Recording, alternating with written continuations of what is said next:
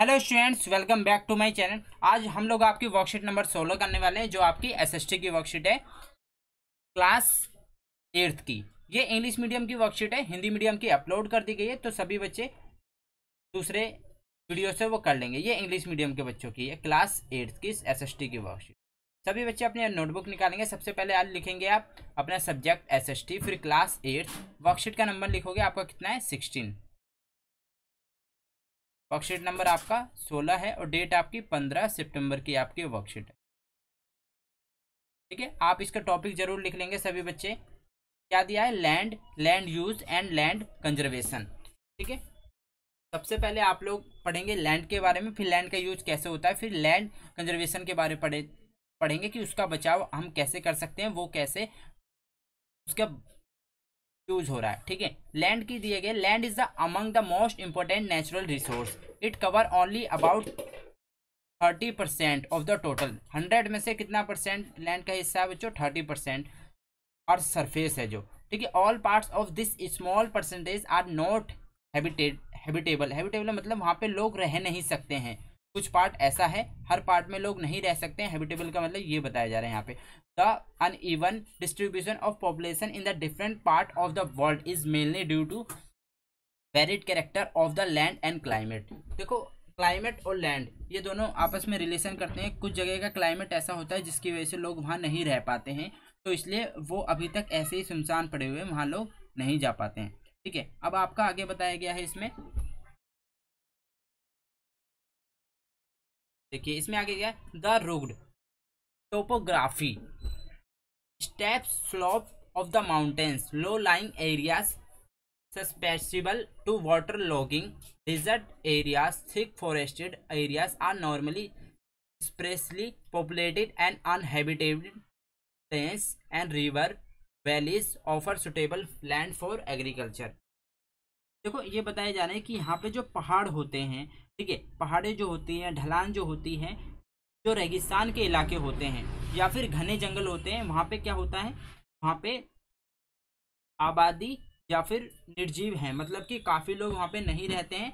जो और मैदान और जो आपके लैंड और जो आपकी नदियाँ हैं, ठीक है, जो कृषि के लिए उपयुक्त प्रदान करते हैं, जो सिर्फ किसके लिए यूज की जाती है? कृषि के लिए यूज की जाती है, वहाँ पे लोग रहते नहीं हैं। ठीक है, अब लैंड का यूज बताया गया कि लैंड का आप कैसे कैसे यूज कर सकते हो।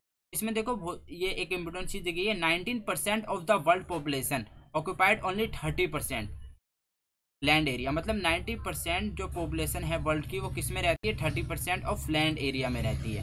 ठीक है, और रिमेनिंग जो 70% है वो किस लिए है? पॉपुलेशन अनहेबिटेबल, मतलब जहाँ पे लोग नहीं रहते हैं, जहाँ पे अभी लाइफ बिगन नहीं हुई है। Land is use for different purpose such as agriculture, forestry, mining, buildings, house, roads, setting up of industries. Land किस लिए यूज होता है आपका? एग्रीकल्चर के लिए, फॉरेस्ट्री के लिए, मिनिंग के लिए, बिल्डिंग के लिए, रोड्स के लिए। तो इसमें आपका क्या आ जाएगा? देखो, भवन निर्माण के लिए, सड़कों के लिए, उद्योगों के लिए और कृषि के लिए यूज किया जा सकता। This is common term as land use. इसे हम क्या कह सकते हैं? एक लैंड यूज की आसान भाषा बोल सकते हैं। The use of land is determined by the physical factor such as topography, soil, climate and minerals and availability of water. देखो, इसे आप किस तरीके से, जो भूमि का उपयोग है, आप बहुत तरीकों से, भौतिक भौतिक जो कारक होते हैं उनके थ्रू भी आप कर सकते हो। जैसे आप मिट्टी के द्वारा, जलवायु के द्वारा, खनिज के और पानी की उपलब्धता से निर्धारित होता है। ठीक है, इसमें दिया गया human effort such as population and technology are also important determinants of land use pattern. भूमि का भूमि का जो आपका आधार है वो किस पे होता है? एक तो आपका such as population and technology are important to determine land disputant. ठीक है, इसमें हम क्या इम्पोर्टेंट है? अगर आप पॉपुलेशन और टेक्नोलॉजी से क्या कर सकते हो? डिटरमाइन कर सकते हो लैंड यूज पैटर्न को। Land can also be classify on the basis of ownership. ठीक है, private land and common community. देखो, एक तो होती है निजी निजी भूमि, एक होती है वर्गीकृत। एक होती है निजी और एक है सामुदायिक भूमि, जिसमें वर्गीकृत किया जा सकता है।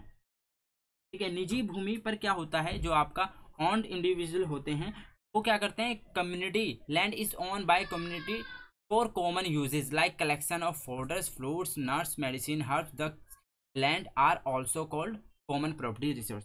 जो आपकी निजी भूमियां होती हैं उसमें क्या होता है, सामुदायिक भूमि और समुदाय के लिए चारा, फल, नट या औद्योगिक जड़ी बूटियों के संग्रह के रूप में उपयोग की जाती हैं। इन सामुदायिक भूमि को हम आम संपत्ति संसाधन भी कहते हैं।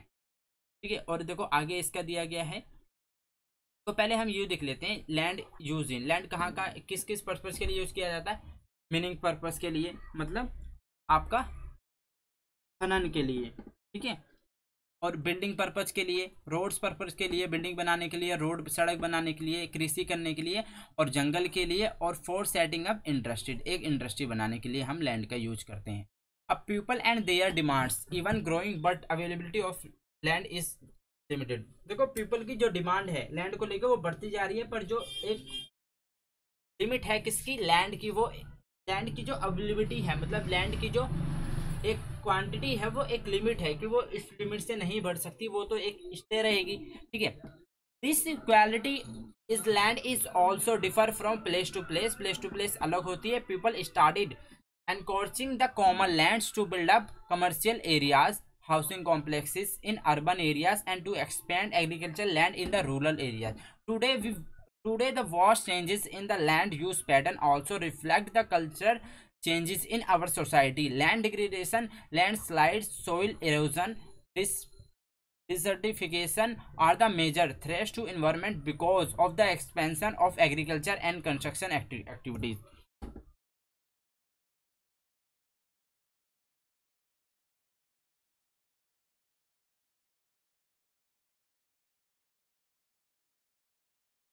ठीक है, अब देखो इसमें आपका लास्ट पैराग्राफ में ये चीज बताई है।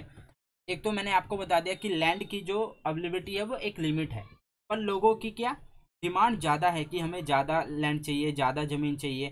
ठीक है, लेकिन वो एक लिमिट है, तो इसलिए हर किसी को थोड़ी थोड़ी थोड़ी थोड़ी मिलके वो उसका हो सकता है। अब देखिए इसमें कहा गया है कि मोस्टली जो क्या होता है, भूमि का जो आपका उपयोग होता है तो व्यापक परिवर्तन में होता है। ठीक है, हमारे समाज में सांस्कृतिक परिवर्तनों को दर्शाते हैं उससे। ठीक है, जो आपका कृषि है गतिविधि जो है निर्माण की, मतलब विकास करने की, वो भूमि का क्या करती है। देखो भूमि के यहाँ पे तीन चीज दी गई है। देखो ये रहा लैंड डिग्रेडेशन, ठीक है, और आपका लैंडस्लाइड, जो आपका कभी कभी क्या हो जाता है, भूकंप वगैरह आ जाता है जिससे जमीन खिसक जाती है, सोइल इरोजन हो जाता है, मिट्टी का जिसे हम मिट्टी का कटाव भी बोलते हैं। Desertification are the major threat to environment because सीधा expansion of agriculture and construction activities, जो आपका भूमि के और कृषि के निर्माण की गतिविधि में आता है। लास्ट आपका दिया है कंजर्वेशन एंड लैंड रिसोर्सेज, भूमि संरक्षण, कंजर्वेशन ऑफ लैंड रिसोर्सेज, मतलब आप कैसे कंजर्व कर सकते हो लैंड रिसोर्सेज को, कैसे उसका बचाव कर सकते हो। Growing population and their ever growing demand has lead a large scale destruction of forest cover and arable land has created a fear of losing this natural resources. Therefore the present rate of degradation of land must be checked after land reclamation, regulated use of chemical pesticides and fertilizer, and check on the overgrazing are the some of the common method used to conserve land resources. देखो आपका क्या बताया है conservation of land के लिए, भूमि संरक्षण के लिए एक मेन बात ये दी गई है कि देखो जैसे जैसे संख्या आपकी जनसंख्या बढ़ती जा रही है वैसे वैसे लोगों की मांग बढ़ती जा रही है कि हमें ज़्यादा लैंड चाहिए। ठीक है, तो लेकिन लैंड तो एक लिमिटेड है, वो सबको नहीं मिल, मतलब सबको एक ज़्यादा क्वांटिटी में नहीं मिल सकता है। ठीक है, अब इसमें और चीज़ बताई गई है कि जो लोगों की मांग है, वन का आवरण, कृषि का योग, बड़े पैमाने पर विनाश और इसकी प्राकृतिक संसाधनों होने का भी डर लगा रहता है। इसलिए हमें क्या करना चाहिए, जो वर्तमान के दर को रोक देना चाहिए, जो गिरावट है भूमि। ठीक है, वनों की कटाई रोक देनी चाहिए, रासायनिक कीटनाशकों और उर्वरकों का विनियमित उपयोग और जांच भूमि संसाधनों के संरक्षण के लिए उपयोग किए जाने चाहिए, जिससे कि हमारी कंजर्व हो सके क्या लैंड रिसोर्सेज। ठीक है, तो इस प्रकार से हम कंजर्वेशन कर सकते हैं लैंड रिसोर्स का। ठीक है, अब देखो इसमें दिया गया है first question, why land is necessary for us. हमने स्टार्टिंग में भी पढ़ा था कि लैंड हमें किन की चीज़ों से ज़रूरत है। तो सभी बच्चे क्वेश्चन नंबर 1 नोट डाउन करेंगे, फिर मैं इसको आपको हैंड टू हैंड इसका आंसर लिखवाऊँ। फटाफट सभी बच्चे क्वेश्चन नंबर 1 लिखेंगे।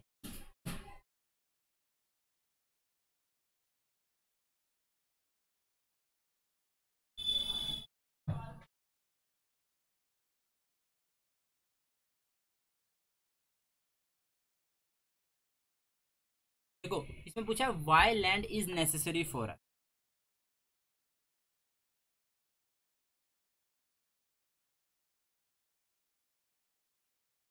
देखो इसमें आप कुछ नहीं लिखना, सिर्फ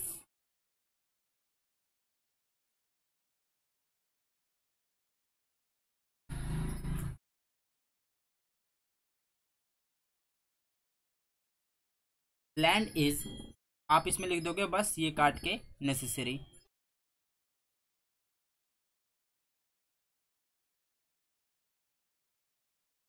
आप इसमें लैंड इज नेसेसरी बिकॉज,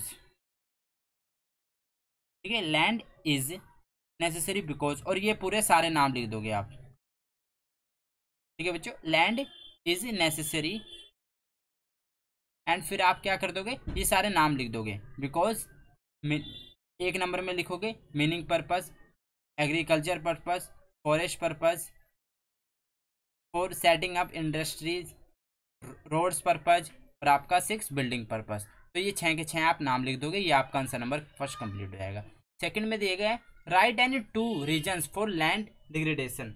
आपको 2 रीजन लिखने के लैंड डिग्रेडेशन के। देखो इसमें दिया गया, आपका पूरा आंसर दिया गया। ठीक है, यहाँ से आप लोग ये लिख सकते हो।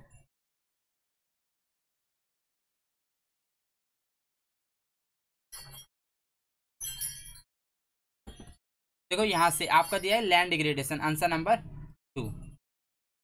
Land degradation, landslide, soil erosion, desertification are the major threats to environmental because of the expansion of agriculture and construction activities. ठीक है, ये आपका आंसर नंबर 2 हो।